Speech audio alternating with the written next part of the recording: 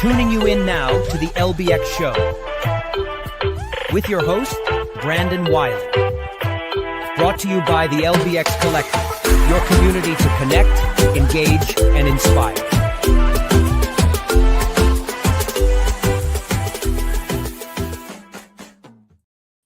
All right. Well, welcome everybody to the LBX Show number 16 for February the 16th. All right.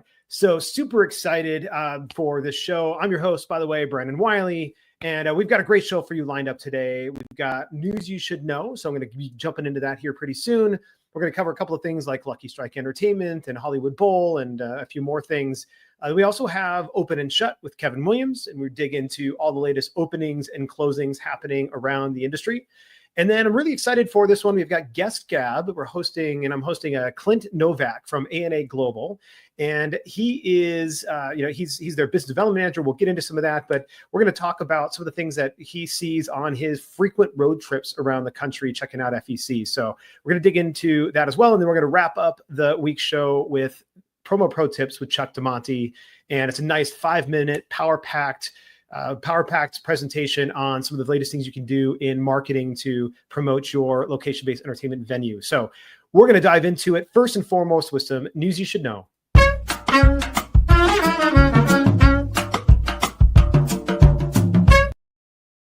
All right. So jumping in news you should know. First of all, we've got Amusement Expo coming up March 17th to the 20th at the Las Vegas Convention Center. The education will actually be the first 2 days, and then the trade show will be the last 2 days. So education 17th, 18th, trade show 19th to 20th. I will be there from the 18th to the 20th, catching a little bit of the education at the end, but then I'll be there for both days of the trade show, where Kevin Williams and I will be doing some live podcasting and broadcasting from the show floor a couple of times each day, just talking about some of the cool things that we're seeing. We'll probably bring in some of our friends that we see on the show pretty often. I'm sure we'll have Adam Pratt as a guest, and we'll also have Lewis join from Alpha and Omega, and probably some others joining that as well. So definitely want to see you guys all in Amusement Expo to see the latest things happening in the amusements industry, as well as in the VR and competitive socializing industry. So the next thing I want to get into, though, is actually Lucky Strike Entertainment. These guys, if you aren't familiar with who they are, they were a couple of locations on their own. Then they formed, I think they were acquired actually by Bolero. And then Bolero started acquiring a bunch of locations through AMF locations. And they recently just acquired Boomers locations, which include a number of the Boomers FECs, but then also actually a water park as well. So Lucky Strike, and then so Bolero recently then transitioned to the Lucky Strike brand. We talked about this on the show, and now they have been a public company, but they changed their public company name to just Luck on the stock symbol. So their stock ticker is just Luck. If you want to, for some reason, invest in these guys, I'm not sure I would, but that's not for me to say. But anyway. Now, they've also purchased the PBA, which is the Professional Bowlers Association. So they really have tried to drive a significant league business happening at their Bolero locations and their Lucky Strike locations and some of the old school AMF locations. So definitely something they've tried to do there. But the reason I'm talking about this, Lucky Strike, is they just recently published their Q2 financial results. So they're just to set the stakes, the table here, they are their financial calendar, their fiscal calendar is actually starts, their Q1 starts in September. And so, actually I think it's August. So why am I getting this wrong? July through September is their Q1, and then October through December is their Q2. So they recently published their Q2 financial results, and their revenue decreased by 1.8% to $300 million US. From 305, almost nearly 306 million the previous year. So almost 2% decrease. Same store revenue was also down 6.2% on the prior year. So a much even larger decrease than their total revenue decrease.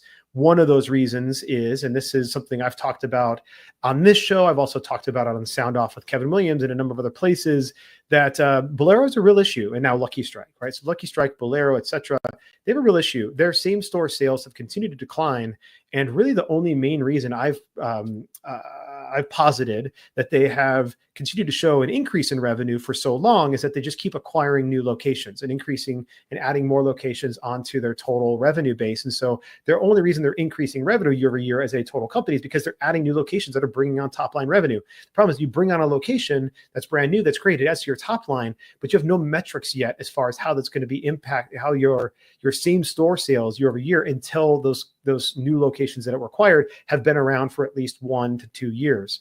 And what we've seen and consistently with Bolero is that their same store revenue continues to decline, and you see a drop in same store revenue every single year. And one of the things, and when I walk into a Bolero, this is not to say that all Boleros are created equal. Some Boleros are very nice, especially the new builds. Same thing with the Lucky Strikes. But the Boleros they've acquired, which were basically in many cases just bowling alleys and not bowling entertainment centers. They have 40 lanes, 20 lanes, heavy league business, etc., with a small F&B component. Those they put very little money and capital into remodeling, renovating, and securing quality operations for those locations. And so you walk into a Bolero location, and many of them are dirty, they're run down, the staff don't give a shit what you are there to do. They're here to just give you some shoes that maybe they cleaned and maybe they didn't.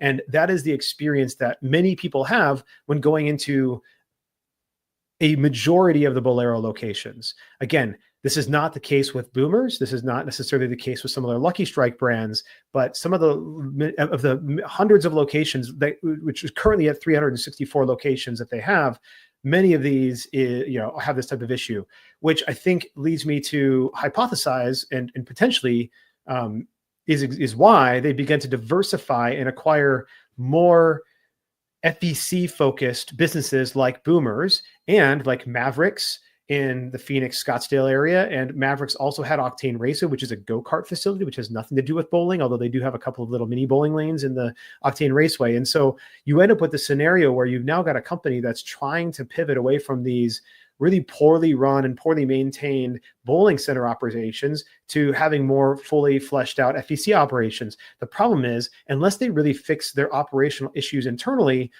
these new locations they're acquiring, like Boomers, while they have a great exit, they're going to continue to follow under the same problems, declining year-over-year sales. So now you have Lucky Strike that's going to run into an issue where the only way that they're going to continue to increase in revenue and grow as a public company is to continue to acquire more and more locations and continue to not invest in their existing locations.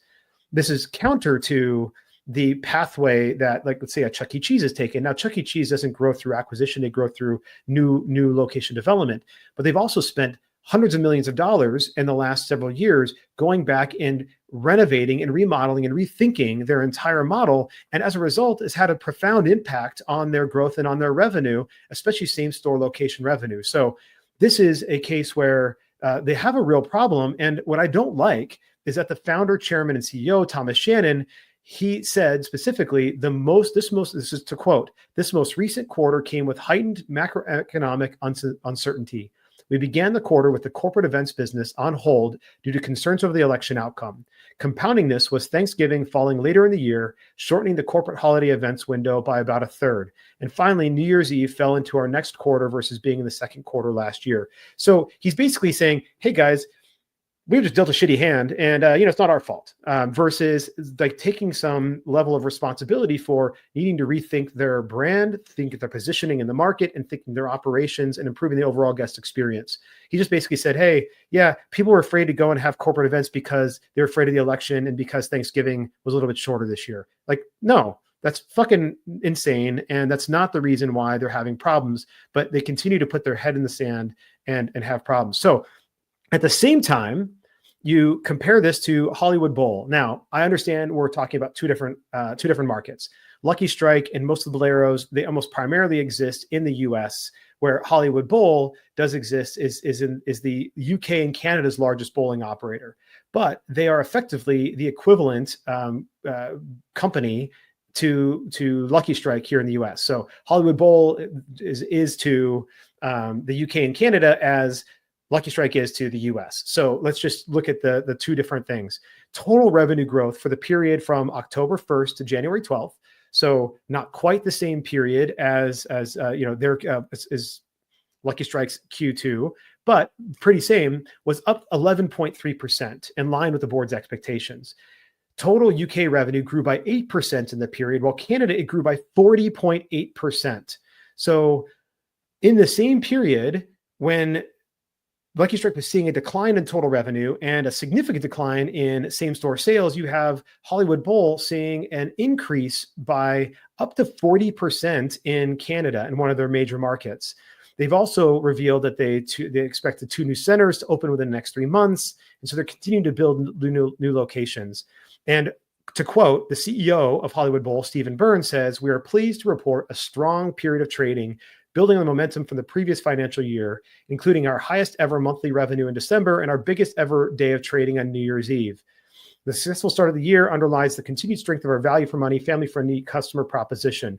Looking ahead, we are confident in the outlook." Now, having visited a couple of Hollywood Bowls, I will say that while not 100% impressed with their attraction mix and some of those things, their actual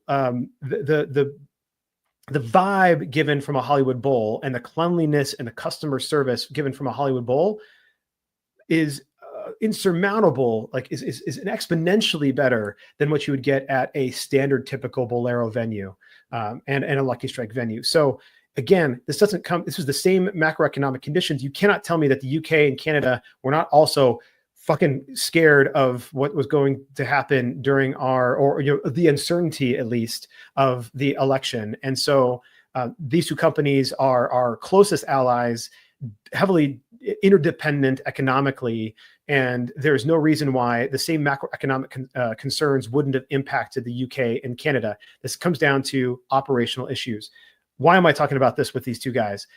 Well, one, because I just don't like it when people don't take responsibility for some of the things that are happening. And two, I don't like it when people don't take responsibility for things that are happening within their organizations and look internally at what it potentially could mean for them to make changes, and use this as a warning potentially for those of you who may have experienced some of these types of impacts, to look internally and say, hey, are there things that we're doing in our market or with our guest experience that we can make improvements on, and not just look and point and say, well, it's because it was a shorter Thanksgiving season this year. All right, moving on. That's enough of, I should have done the little BW rant down, BW rant alert. We haven't seen that in a while since the LBX Daily Show, so I should have thrown that down there. Promise I will remember to do that next time, but my rant is now over. So moving on to the next topic. All right. So I wanted to talk about this new facility called Putter Up. All right, and that will feature a digital scoring system, the ability to name your putter for unique identification. And you'll recognize, probably, if you guys are familiar with some of these high-tech mini golf solutions, you'll recognize this as Creative Works Lucky Putt. So it's good to see another installation of Creative Works going up, and they plan to open up this new Putter Up in June. And the reason I'm calling these guys out is not so much because, one, I think that they've done a good job with some of the ancillary lighting and some of the ancillary theming in their space. So I think that's good. I mean, a lot of people have taken Lucky Putts and some of the other, like the Holoviz 360 Golfs, and they've just sort of like thrown them into a warehouse and said, okay, hey, now we have a mini golf solution. They've done some good work, like actually theming out the rest of the space as well. And maybe Creative Works had some involvement in that. You can see a couple of the different examples of holes and some of the things they're doing here. But what I wanted to call out here is that they're actually positioned to their location, because they're just an 18-hole course, and that's it, right? So they have 18-hole course, some light F&B, some cocktails, but they position themselves at a place called Campus 124, and this is in Pelham, which is just in New Jersey, which is about an hour drive outside of Philadelphia. I think they're hoping to get some traffic from Philadelphia. I don't think that's going to happen, but they are an hour outside of there. But at Campus 124, it is like an entertainment facility. So they actually have a place called Beer Hog. They have Half Shell, where you can get pizza or coffee or a beer, and you can bring it into their location. So they're open to other food coming in from other locations. And so my point in saying this is that this is a good example of somebody who wanted to create an entertainment venue. And this, frankly, would not work as a standalone venue. An 18 holes, mini golf course with just some light F&B couldn't just drop in any shopping mall or shopping center and be successful. But dropped into a place like Campus 124, where there's an entire retailtainment district component to it, is a great place where I hope that they will see the type of success they're looking for. So anyway, congrats to Putter Up. You can check them out at putterup.net if you're in that area, and go check them out. So All right. We also have a brand new Ocean Park in Burlington, New Jersey. And these guys, I'm going to pull up their Instagram here in just a moment. But these guys, I think, are pretty cool. So they're a soft play environment, and they've just opened up. And sorry, and I said the Pelham was an hour from Philadelphia. I was wrong. I was actually thinking about this next location in Burlington, New Jersey, which is actually an hour outside of Philadelphia. Again, I don't think they're going to drive to here, but that's all right. So we'll go ahead and show their thing, because I thought what I really liked was for a soft play environment. Let me see if I can make this a little bigger here for you guys. So for a soft play environment, they themed it out pretty well. So, they didn't, like most kids don't really care so much about the overarching theming, but the parents do, and some of the older kids do. And so they've got a great soft play attraction mix, stuff they're going to see pretty much a lot of places. They also have a lot of the exercise, the excitement stuff. So they actually are like riding little bikes to try to generate things and change things on. They have got the, different slides and like little cars to ride. And so, but if you just look around, the great theming, great paint work. So, and even the colors they chose and like some of the other like padding and stuff like that, like definitely all branded to this Ocean Park vibe and feel. So I liked what they did, which then made me immediately think of this group called Do the Beach. And this is a new concept from Galaxy Multi Rides.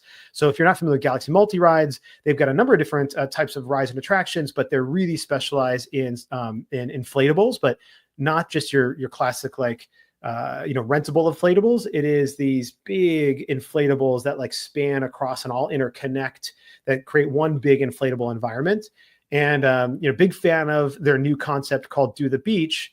And so we will take a look at these guys here while I'm talking about it. We'll just show that they're show their video here, just playing in the background. So Do the Beach is a new franchise concept, and this is a rendering. Their first location will open up in May.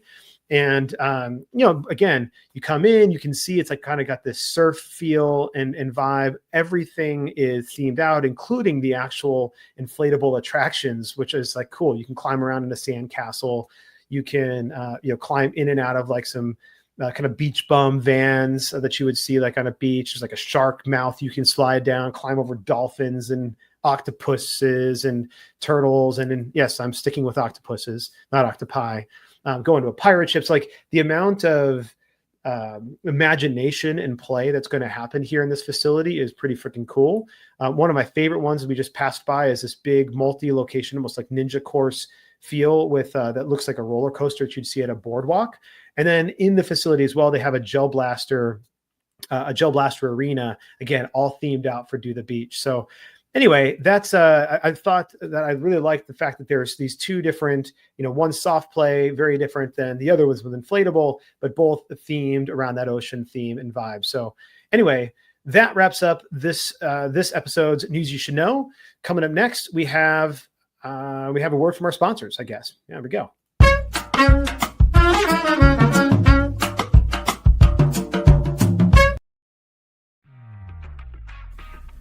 Intercard is the only cashless system designed, developed, and manufactured all under one roof. They introduced cashless technology to the amusement industry and have been leading the way for over 30 years. Cashless systems from Intercard increase customer spending, guest satisfaction, and boost revenues by up to 30%. Intercard is so proud to be serving the amusement industry, and if you aren't already part of their global family of customers, they hope you will become one soon. All right, so coming up now, we've got Kevin Williams, who's going to walk us through all the latest openings and closings in the industry.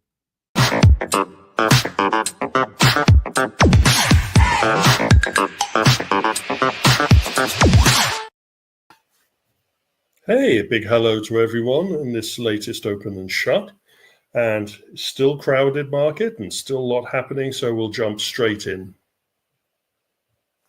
So on the openings, and spin, well, I would call this bounce light, bounce being the ping pong table social entertainment venue. Well, in Chicago, we have spin.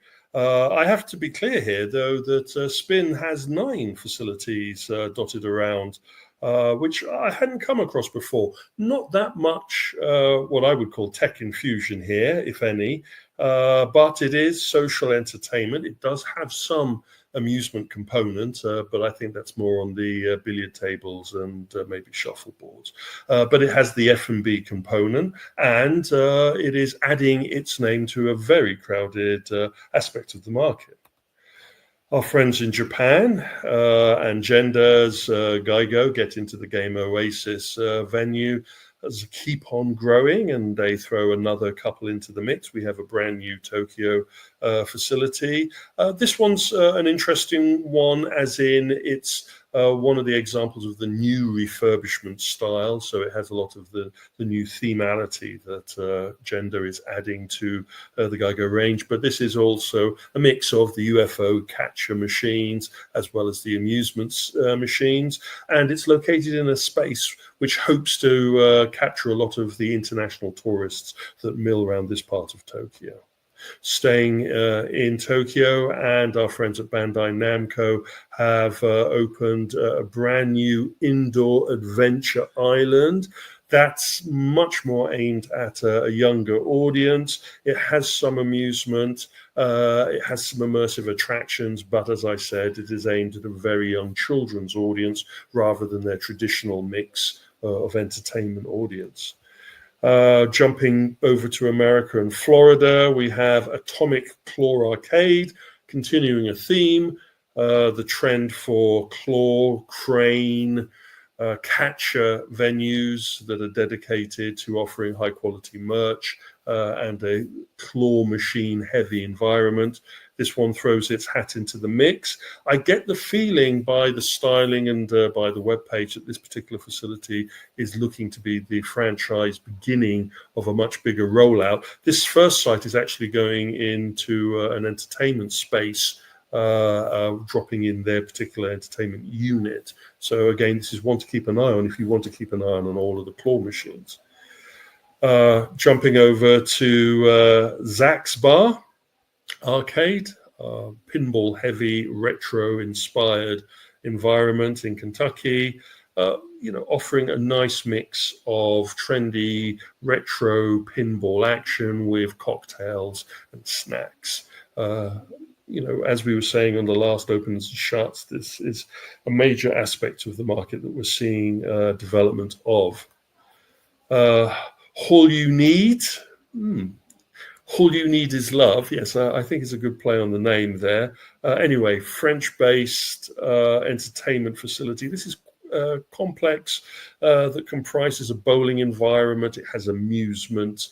I won't say boutique bowling, but I would say a heavy amusement entertainment mix aimed at a wide atmospheric mix of guests. It has a bowling bar, so you kind of see that after dark social entertainment that we're going to see from this mix.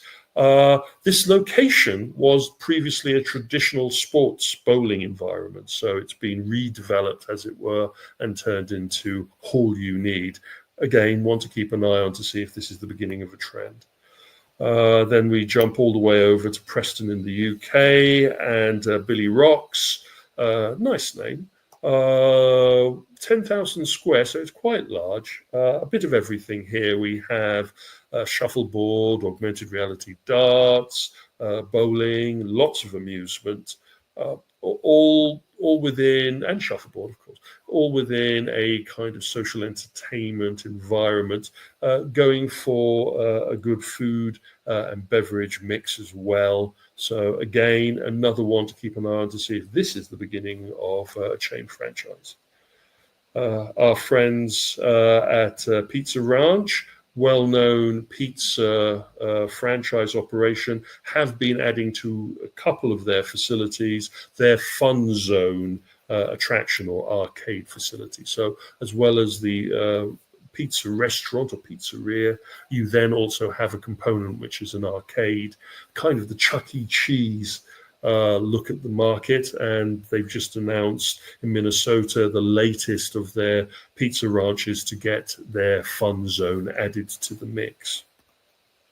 Tilt, Tilt Studios, well-known chain, been really powering along, and they announced their Ohio latest opening. This has a mix of everything into their 50,000 square. It has laser tag, it has bowling, it has amusement, it has F&B.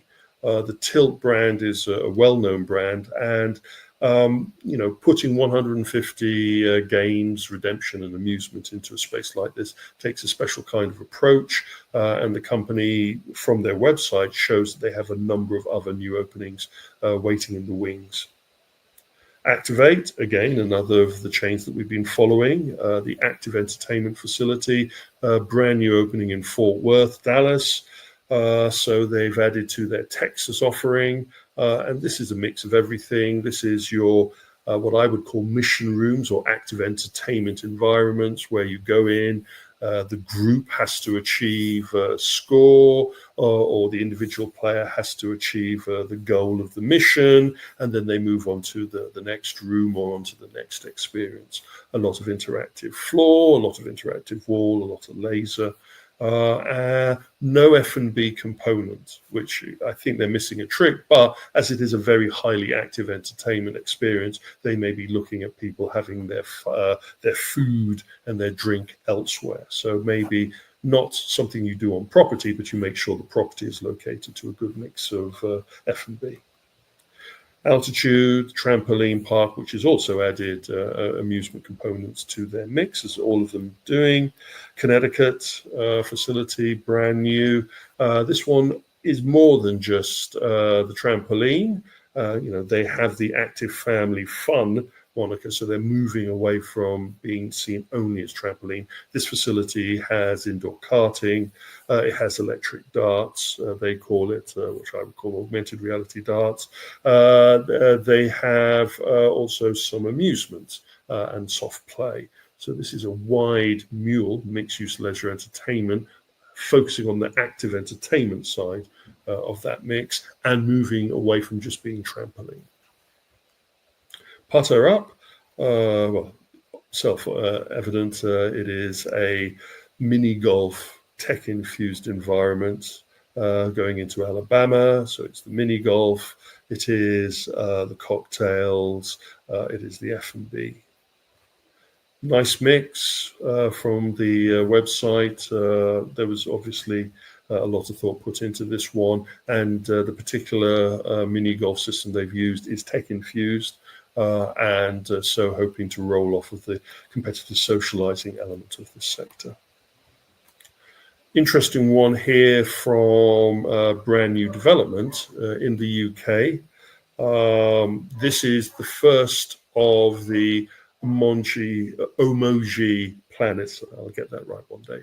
Emoji planets. Now, this is Eunice's brainchild. This is using all of their prize and crane systems, heavily themed around the emoji IP, creating a unique mix that can be parachuted into a retail unit. And if you go onto the website, you can see the before and afters of the retail unit as it was themed in this black and yellow and red clear stylization. This builds on what we were talking about last year, where there was a mock-up facility built at the Eunice offices in China, and they were showing off their layout and their operation. Now we're seeing the fruit of that effort with the first facilities opening up that are themed on this brand. The UK being lucky enough to be one of the first of those sites. Our friends at Universal Orlando Resorts getting ready for the Epic Universe launch this year in May. They've just now announced the first of the developments regarding the rebranding and the relaunching of the whole operation, and all of their hotel chains within the catchment of the Epic Universe have been given an updated amusement mix. They've been working with a family entertainment group, and they've created what I would call hotel arcade units or resort arcades within certain of the key hotels surrounding the new operation. This particular one is the Universal Stella Nova Resort. And I think all of the other major hotels have also had their facilities added to with an arcade operation. It'll be fascinating to see how these arcades generate revenue, secondary and tertiary revenue for the hotel compared against the resort business and all of the other services. But it does point to a direction where a number of hotels are going to include that extra spend within their facility. Our friends in Round One USA announced the opening of a new facility in Arizona, 65,000 square, a bit of everything, though this is the brand new mix. This is the upscale version of their facility. So the bowling is much more boutique stylization, a much wider amusement mix, generic and also crane systems parachuted into this operation. Going into a ex-Sears fashion center facility, department store, a common trait we're seeing with a lot of these larger chains that they're targeting abandoned department stores for opportunities. Putt Social, mustn't get it mixed up with the other one, being dropped into Canada. Again, competitive socializing, tech-infused golf, mini golf, but they also have air hockey, they also have ping pong, and it's all surrounded by the 9-hole interactive golf experience with F&B and heavy on the cocktails. I am not sure if this is the beginning of a chain, but Putt Social's a pretty catchy name, and we'll see how they fare with this. And to the shots, the closings. Level one of those retro console and arcade machine bars or beercades, whatever you want to call it, part of a chain of facilities. I forget how many there are in this particular venue. Interesting that this level one bar went into this space in Ohio, which had previously been a 16-bit arcade, another of those retro bar chains. That one was replaced by Level 1, and now Level 1 is deciding that they're going to close down this 4,000 square foot facility, which was first opened in 2023. There was no report in the local media why they were leaving. I'm wondering if this particular area of the of this city is not really conducive to supporting the level of repeat visitation needed for a retro bar, or there could be other reasons. The rent may have raised considerably. There are lots of things to consider here, but it's interesting that one retro bar replaced another retro bar and is now pulling itself out. And then we go over to the Laser Web Dayton, Ohio. Ohio, again, it's been there 30 years, which is a good run. It's a bit of everything. It's got some laser tag. It's got some VR.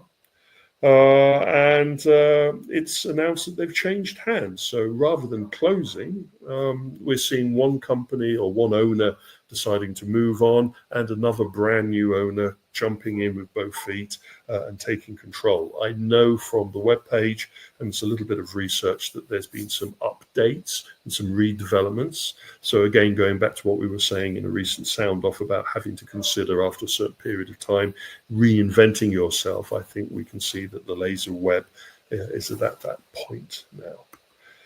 And then finally, interesting one, FA Entertainment. It used to be a puzzle room. It is now a bit of everything. It's social entertainment. In Cannock in the UK. The interesting thing about this one is that it's reopening. So it's closed down, been refurbished, now reopening. It's got mini golf now. It's got cranes now. It's got sports games, simulator style games. It's got air hockey. It's got amusement. I get the feeling that they've pivoted very heavily from the original puzzle room. They've seen the market opportunities, and they've invested in expanding and going with a complete competitive socializing, or should we say mixed use social entertainment environment. Anyway, good news story to see a reopening, and we wish them a lot of luck, and we'll try and get a chance to visit them soon. Anyway, that's the rundown from me. A hectic period. Again, any comments and questions or clarifications, you have my details, give me a shout. But that does it for today. Have a good one.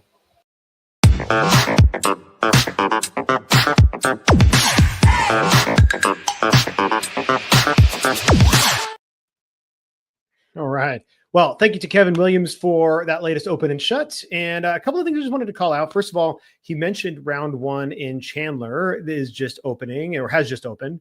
And so I'm excited to go check that out. I'm going to try to do that this weekend. Don't know if I'm going to be able to get there, this weekend, but I'm definitely going to get it over the course of the week. So hopefully by the next LBX show, I will be able to come back with some real photos and experiences over at the new round one. So I know that they're trying to do some things to shift up their F&B and shift up their attraction mix, and it's probably going to have some of the classic round one heavy cranes, heavy Japanese amusements, but I like to see how they laid out the karaoke rooms, if they're going to have karaoke rooms, or if they have spocha or whatever. So some of the other round ones that they might have. So anyway, I'll go check that out.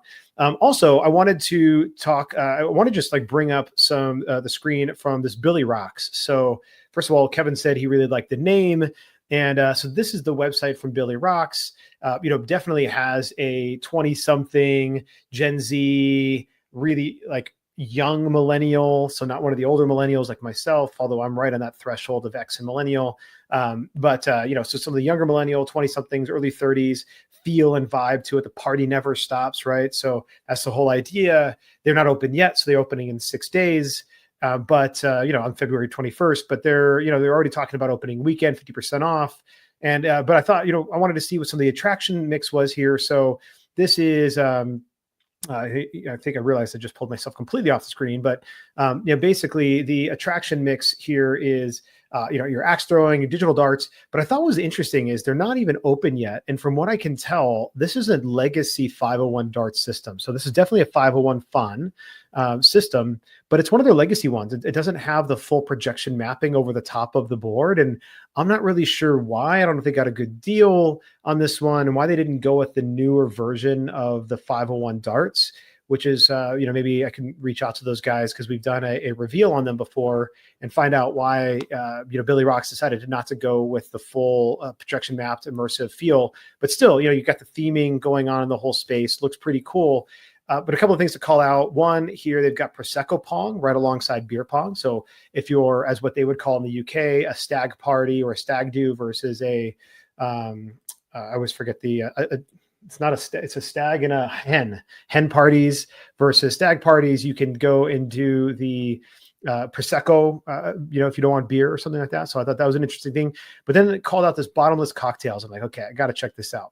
So their bottomless cocktails are basically, you pay $30 a person to come in. It's a 90-minute session. And you get the opportunity to drink as many of their selected unlimited cocktails. So not everything, but unlimited cocktails and beer in 90 minutes. And it runs every Saturday from 2 to 4 p.m. So basically, whether you play any games or not, you can add games on top of this, but you're paying basically $30 to drink as much as you possibly can in 90 minutes. And so I don't know what that's going to do for if they decide to stick around for the rest of the night as well and start playing games like, I think shuffleboard or axe throwing with somebody who just had as many cocktails and beer as possible in 90 minutes. Could be really interesting, but I thought it was super creative as a way to, to work for marketing and get people in on a Saturday afternoon before what would be typically the main rush. So it's kind of like the happy hour of Saturday. So anyway, excited to see how these guys do and, where it goes from there. So we'll have a couple of things coming up here, but first, a word from one of our sponsors. If you run a location-based entertainment brand and want to attract more visitors, check out Radius. They use real-time location data and customized marketing strategies to help brands like yours stand out. Radius can boost your foot traffic and build a loyal customer base. Plus, they're offering a complimentary local market analysis to show you exactly how they can help you grow. Curious? Visit radius.co. and ask about your free market analysis. That's RAYDIUS.co.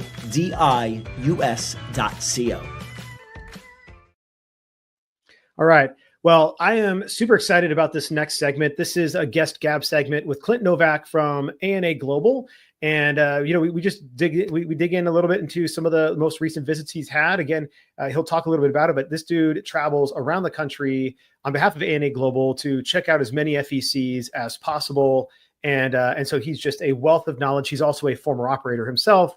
And I'm looking forward to turning this into definitely a regular segment because we had a lot of fun on this conversation. So without further ado, here's Guest Gab with Clint Novak.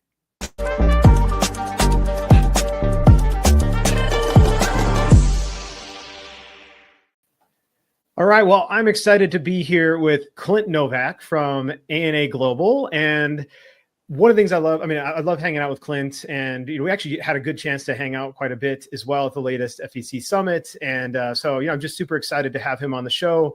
This might actually turn into a regular segment, so I'm excited about that as well. But for now, we've got him on for Guest Gab. Clint, welcome. Thanks for having me. Yeah. All right. So you are with ANA Global. So maybe you could, first of all, tell us a little bit about who ANA Global is, what your role is, and then we'll get into it. Sure. Yeah, ANA Global is a redemption distributor company. We supply products for redemption counters, merchandisers for FECs, arcades, and anybody who needs that style of merchandise. Everything from Tootsie Rolls to ducks to high-end, Death Star toasters to all sorts of crazy stuff. And my role at ANA Global is I'm the business development manager, and I've been tasked to go around and basically, highlight what ANA Global is and go all over. So I traveled last year. I went to 150 FECs, and this year I've already done a couple of trips: St. Louis, LA, San Diego, New Orleans, where we were snowed in for days. I go around, visit FECs, and I want to see if there's anything I can do to make them a better place. So I usually tour the facility for about 2 hours. We go over anything that the operator wants to talk about, whether it's booking birthday parties, how to get the most out of their kiosk, do they have the right kiosk or the right card system for their facility? Redemption prizes, obviously, we can talk about that as well. My goal is just to make every place better and connect everybody together in this big network. Because one thing that this industry is unique, or that makes this industry unique, is that we share information. There's a lot of other industries where it's very cutthroat and very top secret. But this industry, it's like everybody wants to share with everybody. I've made mistakes as an operator, and I want to make sure that somebody else doesn't make those same mistakes. So, I built a go-kart track in 2019, multi-level go-kart track. We made mistakes. Rick Iceberg, he comes down from CJ Barrymore's. They want to build a go-kart track. We share all the information so they don't make those same mistakes. And now they have a better go-kart track. So, that's the goal, just to make sure that everybody's as successful as possible. Yeah, that's awesome. And I don't think there's anybody else that I know of in the industry that sees as many locations and spends as much actual time in as many locations as you do. I mean, I see a lot of them, but if I were to count, it's probably not 150 that I've been into myself personally. So the amount of knowledge and experience and everything else that you bring to the table is awesome. So when you go and visit these, you actually do a video, and it's called Clint's Corner, and that's hosted, so maybe talk a little bit how Clint's Corner came to be. Yeah. So one thing that we wanted to do is, we want to highlight every place we go to. So not every location is going to get a Clint's Corner video, but they all are going to get some type of recognition for my visit, whether it's a selfie with the ownership in front of the facility and a couple pictures of their location shared on FEC operators. Sometimes I'll do Reels videos with my phone while I'm going through. And then a few select locations, we do a Clint's Corner, which is much more in-depth. It requires a lot more time at the facility. But I bring GoPros, I bring drones, I bring my phone to do some cool video. So there's usually on-ride video. Did you know that? Of whatever we're doing. It just really, it's an in-depth featurette of what each FEC looks like with Clint's Corner. And so with this latest visit to LA and San Diego, we did 2 different Clint's Corners. We did one at Bullwinkle's and we did one at Belmont Park. Both have not been edited and uploaded yet, but they're future episodes, but I'm putting those together. So what you're looking at right now is Zero Gravity in Minnesota. Ed and his staff allowed me to come up. We did the 2-hour tour, and then we did some video as well, so we could capture what their facility looks like. And most of the time, these videos are kind of from an operator's perspective, not necessarily a guest perspective. So we're looking at things that an operator would kind of look at, because we want other operators to see what they're doing. With Ed, it was the birthday party rooms and how they did the printing, the blacklight printing wallpaper that they could put up and do in their party rooms. The fact that Ed's Zero Gravity location can't have a food cafe, so the way around that was they have a whole bunch of food vending machines. They have cotton candy, popcorn, Skittles, just a regular vending machine, Dippin' Dots or Mini Melts, soda vending machine, and I think he's getting a pizza machine. Finding unique ways around problems or unique solutions to problems that an FEC might have. So. Yeah, that's awesome. So for those of you who are listening and not watching, you can obviously go and, eventually go back to YouTube and watch this. But for now, you can definitely watch all these videos on LinkedIn. But if you are, if you are listening to check out Clint's Corner and see some of these other videos, you can go to youtube.com/@AA bulk vending. And that'll get you to all of his videos, and you can check those out, especially the videos that he'll end up making about a couple of the places we're going to talk about today. So you guys are getting a sneak peek behind the scenes. Yes, exactly, right? To see how this, how everything before it comes together in a nice cohesive video. So you mentioned you were in LA and Anaheim recently. Obviously, you spent a lot of time at Disney, because I know you were a huge Disney fan, as we can tell by your background. We're not going to talk about Disney necessarily, but yeah, please talk us about a couple of places you visited that really stood out to you. So the 2 places that we highlighted in a Clint's Corner this time around is Bullwinkle's in Upland, which is a very fresh, renovated facility. And then Belmont Park in San Diego, which is celebrating its centennial this year, 100 years of operations. And they have a roller coaster there that is 100 years old. So we'll kind of scroll through now. What we're looking at here is going to be my Google photo drive of all of the videos and B-roll that I've collected that will eventually be put together into a Clint's Corner episode. So you guys are looking at raw footage of all of the different clips and stuff that we put together. So first we've got Bullwinkle's here, and it's kind of out of order as well, because I went through twice. But you have their cafe area here with the fresh artwork. Funny thing is I asked them, does anybody know who Rocky and Bullwinkle are? And they said no. They just think Bullwinkle's is what they are, because kids don't know Bullwinkle. Oh, that's so sad. They don't know that, and it's a brand that's been around for so long for them that they just go with it. So. Yeah. They have the Lasertron axe throwing here, which if you've never seen before is a projection mapping onto the board where they can do the scoring. Is it automated yet? I know they've been working on the automated scoring. Oh, maybe it's not automated yet, but I know it's projected on there so you can see it. Yeah. We've got Brunswick Bowling. Now, for some reason, the lanes weren't turned on, but this is all Spark Bowling, so you can see that all the projectors are in place. And all of this is Spark Bowling. And then, obviously, big TVs, nice furniture. I love the numbered balls. I love that. Like they're the pool balls. A little bit of the redemption counter. Oh, this was amazing. So they fed us while we were there. This is an appetizer sampler platter with some fries, onion rings, jalapeno poppers, mozzarella sticks, and your choice of boneless wings. And then, of course, a pepperoni pizza. Their Pepsi product park, which I love because I'm a Mountain Dew guy. Again, this will be like me eating food that will be put into the episode there. And then we actually get into the entering in the arcade. It's a pretty decent arcade. I would say 50 to 60 games in the arcade. We did the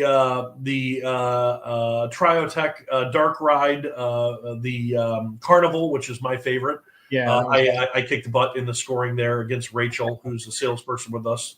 So just want to point that out. Good job, Rachel. The lighting on their go-kart track is phenomenal. They have a new lighting system which interacts with the track itself. Now, all of this here is also lighting that was, for some reason, you can see it back here. It was on. Must have been having a glitch or something. It's brand new. So, working through those growing pains.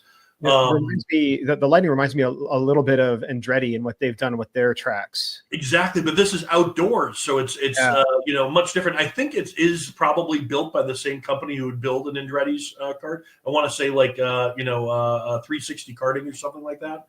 But the lighting that they did over the go-karts so they can make it blue and red, and also like at the end of the race, it flashes all red. And then the lights come on to a white light, so you know that it's your turn to come in and pit. So that was really cool. I got some good drone footage of it, but unfortunately, it's not in the in here yet.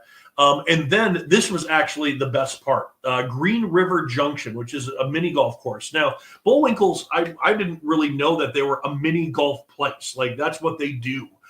So they have 2 big courses, or maybe even 3 big courses outside. And then they have 2 indoor courses. One is aged a bit. It's one of their original indoor courses, so I think it's like 20 plus years old. But this River Junction is a highly themed indoor mini golf course that's not blacklight. It is like Disney-esque. Like theatrical lighting, DFX lighting. This is even smells. So it's like when you were going through, this area is like a mining facility. It had burn smells when you were going through because of the dynamite that was being set off. Just great lighting, great effects, great theming all the way through, and it is a big course. Here, I think this is an upper view. Yep. Now is that, you're not actually playing? There's just like an upper deck mezzanine that you can then overlook, or no? The upper deck was actually turned into like another area. I don't know if this is not. I don't think I got the upper deck, but there's like these stairs go to an upper deck where there's more play. Wow. Okay. Yeah. All right. So behind these facades up there is more holes. Yeah. So for those of you who are listening, definitely go to LinkedIn and check out this video on on our show. Yeah, it's a really cool mini golf. Again, a lot of great effects. Oh, there was a projection mapping. I wonder if I got this on one of the holes. Oh, I think that you can see it right here. It's a wagon wheel on the hole. I'm almost positive I did get it at some point, but I don't see it. So they projection mapped onto the wagon wheel, or they projection mapped onto the hole itself. So you can just see it briefly right there, a wagon wheel turning, but it was on the hole. Yeah, I thought I got it, but I guess I didn't. Huh. So yeah, that was really cool. They have laser tag, which is also Lasertron, and RDC bumper cars, and some great food. Really the remodel was just simply amazing. It really looks sharp. You can just see the signage here. They're doing ice cream, ices, and then the different foods. And they're slowly rolling out the foods. When we were there, they were just doing basic pizza and fried foods. They will eventually ramp up that menu, but they just wanted to roll it out slowly so that they weren't getting overwhelmed as they learn and prepare. Because we were here, shortly after their grand opening. A new bar that they're getting ready to open here as well. Might have been open that night, but getting ready to stock up there. And so that was Bullwinkle's. Really good video, really good visit. Video is going to be amazing. Got some video of me and Rachel racing on the go-karts, and some good drone footage from overhead as well. So awesome. That's going to be exciting. Awesome. Well, we'll definitely keep an eye out for when that new video comes out. I'm sure it'll be in a couple of weeks. And so you were then also in San Diego. You had a chance to go and visit Belmont Park. Yes. So Belmont Park is again, celebrating their centennial year, so 100 years of operations. They have several rides and attractions, including a roller coaster that is 100 years old. It is an ACE landmark. It is, now I'm going to forget the name of it. You know what? I forgot the name of it. We're going to figure out the name of it, though, because eventually I have a plaque of it here. But there we go. There's the ACE landmark plaque for it. Giant Dipper. There we go. Giant Dipper. I knew there was a G in there.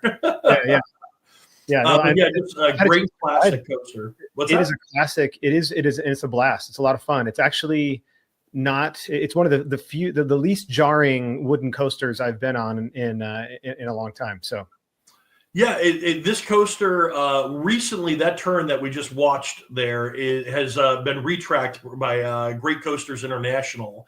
So they came in, did some retracking on the coaster. A lot of fun, some good twists and turns. There's not a lot of coasters that are 100 years old or that even reflect what coasters were 100 years ago. Right. So the new coasters that we keep building are bigger and better and crazier and nuts. And this is just 100% classic coaster. This is what coasters were like 100 years ago.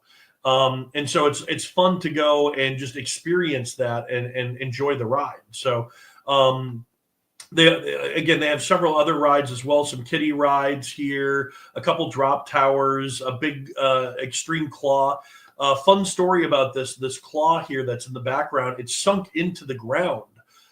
Because of the height limit. They're not allowed to go over a certain height limit.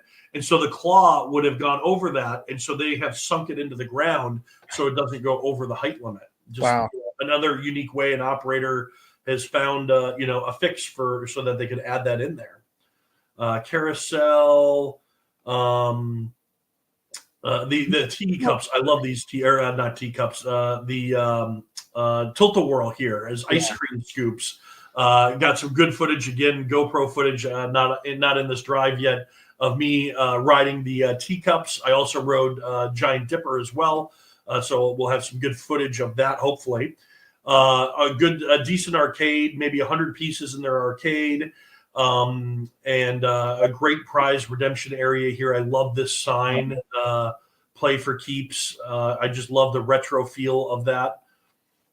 Well, and Belmont Park has gone through such an amazing evolution too over the last, I would say, 5 to 7 years, especially with some of the transfer of ownership.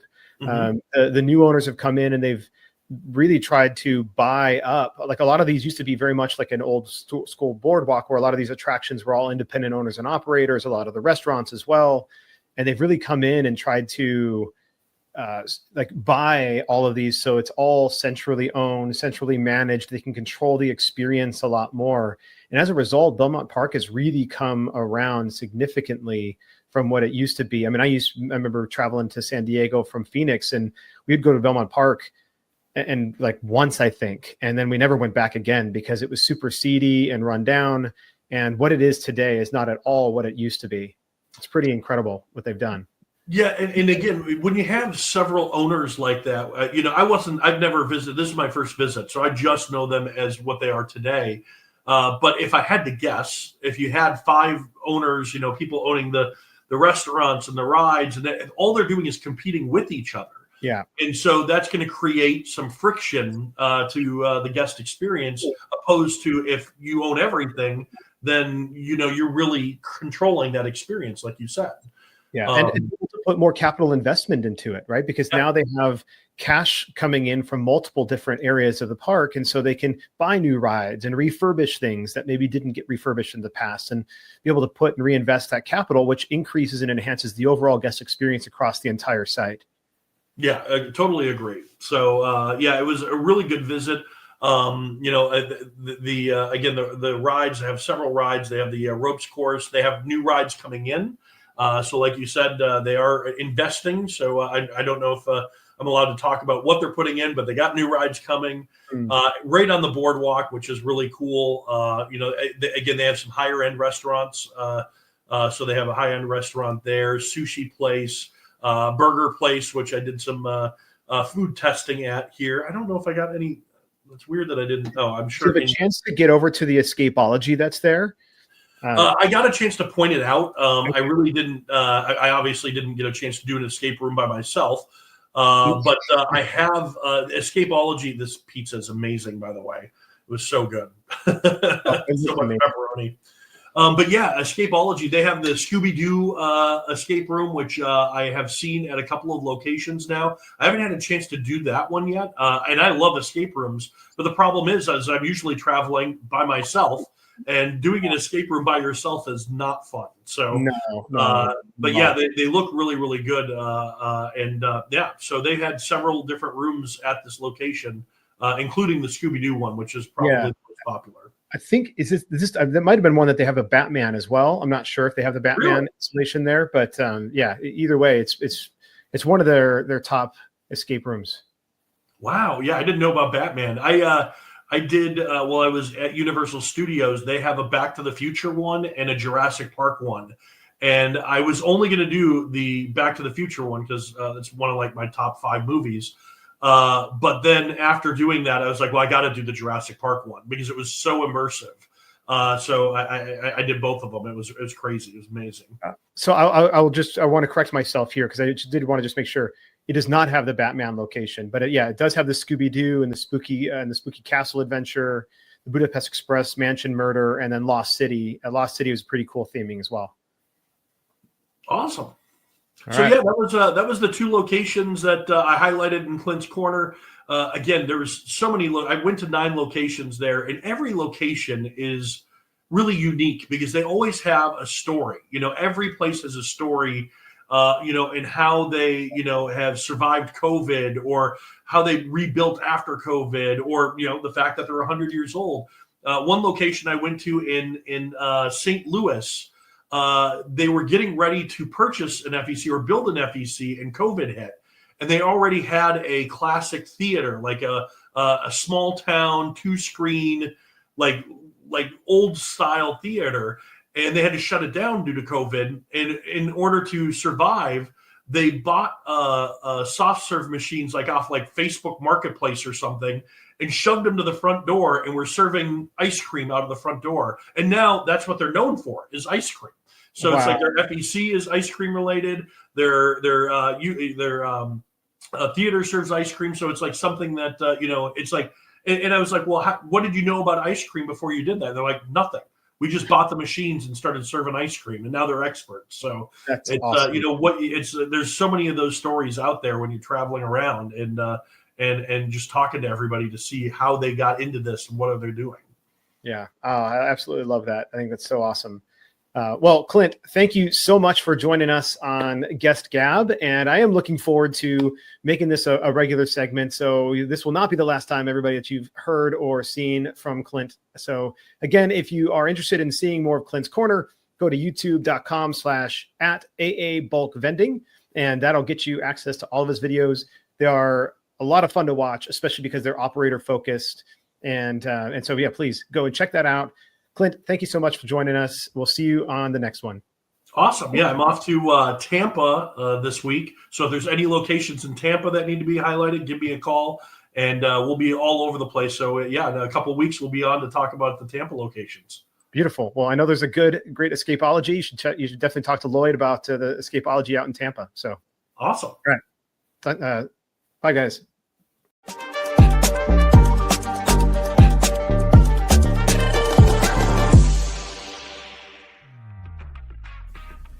Intercard is the only cashless system designed, developed, and manufactured all under one roof. They introduced cashless technology to the amusement industry and have been leading the way for over 30 years. Cashless systems from Intercard increase customer spending, guest satisfaction, and boost revenues by up to 30%. Intercard is so proud to be serving the amusement industry, and if you aren't already part of their global family of customers, they hope you will become one soon. All right. Well, bye, guys. Might be the lamest sign off on any segment I've ever done before. So yeah, bye, guys.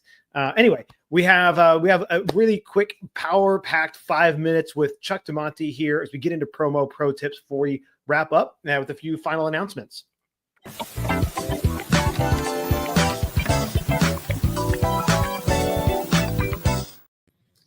Hello and welcome to Promo Pro Tips with Chuck DeMonte. That is me. And today I want to talk about something really, really, really important that I feel like is overlooked a lot by owners, operators, managers of location-based entertainment businesses, and that is Google reviews. Okay, really can't state that enough. They're super important. You use them, and we all do. We all look at them when we're going to go, be a customer of a restaurant, a hotel, a family entertainment center, whatever. We're going to look at those Google reviews, and we are going to, is the place clean? Are people having a good time there? Right? You're gonna look through those reviews. So I want to give you 3 reasons how to increase them, right? Because if you're not focusing on them, they're not going to grow, and people often will leave bad reviews before they can leave a good review. So you have to ask, you got to work at it, right? The other reason why this is super important, it impacts your search results, right? So if somebody is looking on actually the Google Maps for kid's birthday party near me, fun things to do this weekend, right? Having the reviews, responding to those reviews, and other attributes go into how high you populate on the search rank, right? For your local Google search. Okay. So important to have good reviews. Okay. So what are 3 excellent ways to get those reviews? One great way that I've seen work excellently right now, just recently with a client, is putting out a bounty with your staff. Okay. Tell your staff, if you are mentioned in a Google review, if you get a Google review, right, you will get 10, 5, whatever dollars, right? You will be shocked how quickly they will put a smile on, say, how you doing? How's your day? Can I help you with anything? Right. To try and get that Google review and to ask that person. So that's a great byproduct alone, right? You're increasing sort of the customer experience in your location. And again, you'll see how quickly those increase, right? If you're giving people money to try and solicit reviews from your customers. Great way to do it. Again, I'm seeing this right now work flawlessly, okay, with one location that we have. Second way, okay, there are tools and services. You could even do this on your own. You could potentially get have your staff wear a little lanyard, right, with a QR code around it. It says, let us know how we're doing, right? And it could go with that bounty that you're going to give your staff to try and get them. Imagine they had something around their neck too, that it was a QR code people could scan, or having these all over in the park. If you have birthday parties or party rooms, having them in the party rooms, let them know how we're doing. Basically, the overarching theme here is make it accessible, make it easy for people to leave your reviews. Don't leave it up to them to try and have to find your Google business profile and, they'll forget about it after they leave, right? Give them incentives, give them easy ways to get to it, right? So, really important communication. So again, your staff communicating it, pay them to do that, and then make it easy for them all around your location in between your walls of QR codes, links, whatever, right? Get them there as easy and quickly as possible. Okay. Especially when they're having that good time, when they're like in the moment, right? And then third way is there's a lot of software out there that will do email and SMS automation. Okay. If you have a good sort of CRM, not everybody does, or if you're signing waivers, have it funnel through your ticket purchasing software, or when somebody signs in or whatever. Even if not, try and find other ways to get customers' emails and contact information, and then push it through to these review software platforms. Okay, it'll solicit these platforms. It allows somebody to ask them to leave a review. If they leave a good one, it'll say, hey, you want to leave this review on Google? It'll remind them. It'll go SMS. It'll go email. It's a really good streamlined, automated way to take the heavy lifting off of you to get these Google reviews, right? One of the added benefits is if they leave a negative review, sometimes it kind of diverts them to leave that with you directly, as opposed to putting it on Google, right? And so hopefully they get heard, and you should, you should actually contact them back and see how you could improve their experience, right? So again, I cannot stress it enough. It sounds simple, right? But if you're not focusing on it, it's not going to grow. You're not going to get those good reviews. And a competitor is going to come in, and they are going to focus on it, and they're going to get more, and they're going to perform better. Okay. So I'm telling you, focus on Google reviews. It is super important for search results and for overall business revenue. So go out there and get some reviews.